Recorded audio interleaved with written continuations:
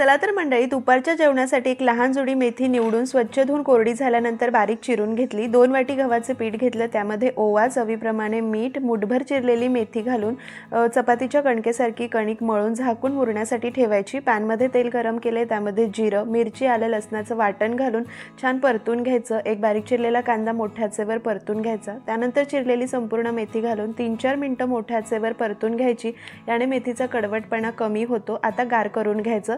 4 ते 5 उकडलेले बटाटे साल काढून किसून घेतले, त्यामध्ये गार झालेलं मेथीचं मिश्रण घालायचं। हळद, लाल तिखट, धने पावडर, पाव चमचा गरम मसाला, चवीप्रमाणे मीठ घालून एकजीव करायचं।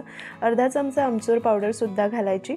पीठ छान मुरलेलं आहे। छोटासा गोळा घ्यायचा, पारी लाटायची, आलू मेथी पराठ्याचं सारण ठेवायचं आणि हलक्या हाताने मध्यम जाडीचा पराठा लाटून मोठ्या आचेवर भाजायचा। हा आलू मेथी पराठा चवीला अप्रतिम लागतो। डिटेल रेसिपी सुद्धा भरपूर टिप्स सोबत आहे। माझ्या फोटोच्या खाली त्रिकोण आहे, तिथे टच करून बघा।